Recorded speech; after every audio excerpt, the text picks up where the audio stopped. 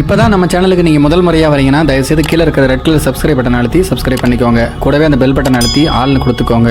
அப்போ தான் நம்ம போடுற வீடியோ உங்களுக்கு தினமும் கிடைக்கும். சரி வாங்க இப்போ நம்ம வீடியோக்குள்ளே போகலாம்.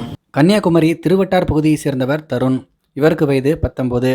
கடந்த ஒரு வருடத்திற்கு முன்பு விபத்தில் சிக்கினார். அவரை திருவட்டாரில் இருக்கக்கூடிய தனியார் மருத்துவமனையில் சிகிச்சைக்காக சேர்த்தனர். அப்போது அங்கே திருவட்டாரை அடுத்து உள்ள ஒரு குக்கிராமத்தை சேர்ந்த 40 வயதான சுருதி என்பவர் நர்ஸாக பணியாற்றினார். முதல் பார்வையிலேயே அருணும் சுருதியும் காதல் வயப்பட்டனர். ஒரு புகைப்படத்தில் சுருதி தாலி அணிந்திருந்தார். இன்னொரு புகைப்படத்தில் ஆண் ஒருவருடைய சட்டையையும் அணிந்திருந்தாராம். இன்னும் சில புகைப்படங்களில் வாலிபர் ஒருவர் சட்டை அணியாமல் சுருதியை இறுகி கட்டி அணைத்தபடி நின்றிருக்கிறார். மற்றொரு படத்தில் தாலியை கட்டிலில் கழற்றி வைத்து அருகில் இருக்கின்றார். இதுபோன்று ஏராளமான படங்கள் வெளியே வந்து கொண்டே இருந்தன. சில படங்கள் படு கிளுகிளுப்பாகவும் இருந்தன. நான் இவரை திருமணம் செய்து கொண்டேன், ஆகவே இனி என்னை தொடர்பு கொள்ள வேண்டாம் என்று வாய்ஸ் மெசேஜும் அனுப்பியிருந்தார். இதனை கேட்டு அருண் அதிர்ச்சியடைந்தார். உடனே சுருதியை தொடர்பு கொண்டார். இதுபோல் நாம் இருவரும் சேர்ந்து எடுத்த பல புகைப்படங்கள் என்னிடமும் உள்ளன என கூறியுள்ளார்.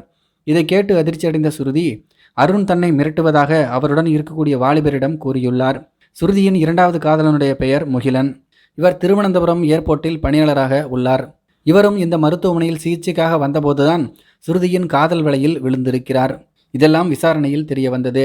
இதனையடுத்து போலீசார் அந்த நர்ஸினுடைய தாயாரிடம் தனியாக விசாரித்தனர்.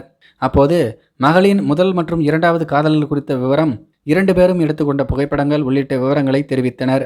இதனை கேட்டு அதிர்ச்சியடைந்த அந்த தாய் அழுது கொண்டே ஸ்டேஷனை விட்டு வெளியே சென்றார்.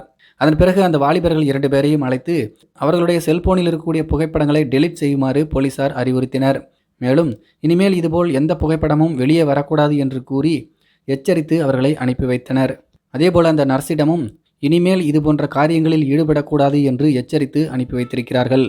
இதை பற்றி உங்களுடைய கருத்துக்கள் என்ன அப்படிங்கிறது கீழே இருக்கிற கமெண்ட்ஸ் தெரியப்படுத்துங்க. மேலும் இது போன்ற வீடியோக்களை பார்க்க நம்முடைய சேனலை சப்ஸ்கிரைப் பண்ணிக்கோங்க. நன்றி, வணக்கம்.